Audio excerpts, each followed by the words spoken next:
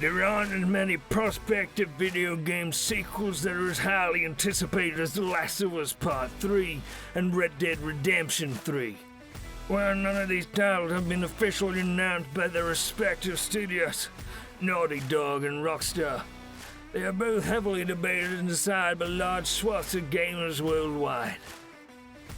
It remains to be seen whether The Last of Us Part 3 or Red Dead Redemption 3 will ever see the light of day, but the two titles are on a uniquely comparable scale in terms of potential size and audience reception.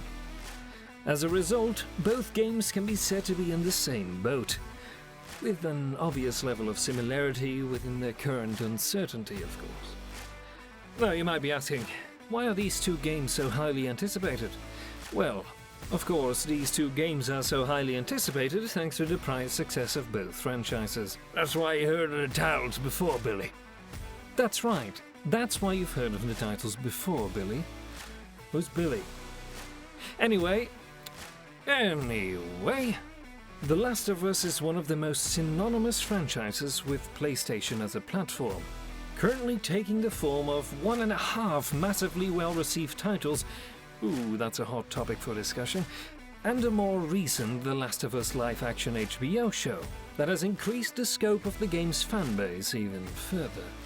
The Red Dead Redemption series, which presently consists of 2 games, is in a similar situation, with the franchise being regarded by many as the quintessential Old West gaming experience.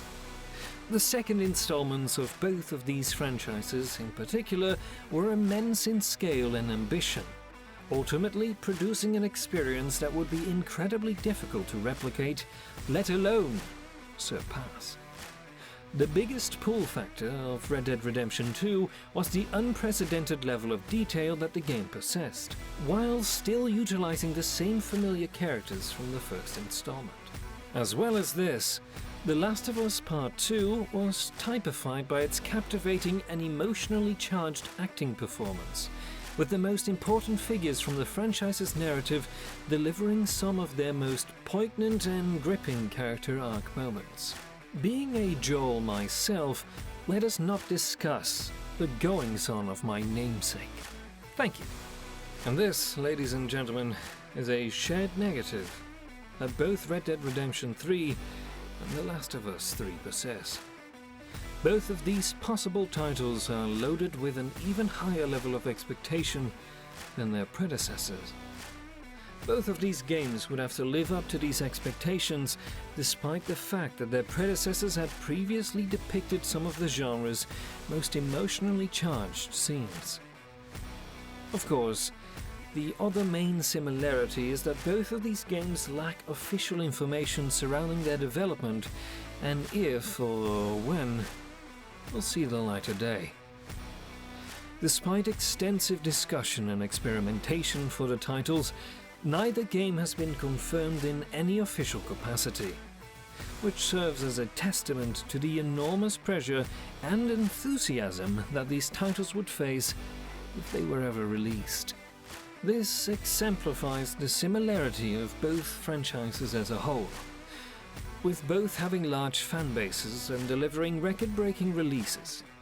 While Rockstar and Naughty Dog have already demonstrated that this type of a challenge can be overcome, matching the level of performance and intricacy required by The Last of Us Part 3 and Red Dead Redemption 3 is a monumental task.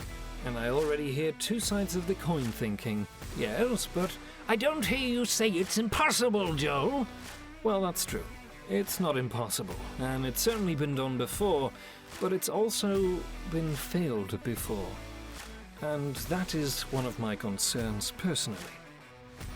Then I can also hear you from the other side of the coin going, by the doggone diddly gods, they shouldn't be milking the franchise. Oh, what he said? They shouldn't be milking the franchise. Yeah, and you'd be right. They should not be milking the franchise either. One of the things franchises nowadays tend to do is milk their franchise dry to the bone, which doesn't only make for bad video games, but it also ruins the memory of what was. I suppose we'll see in the near future. That said, if you're not subscribed to the channel yet, I implore you do so now! Okay, bye. Okay, yeah, we're done. That was the end of the recording. Yeah, I know they might be thinking the VO guy for Game ET is going fucking mental at this point. Well, yes, and they would be right, probably.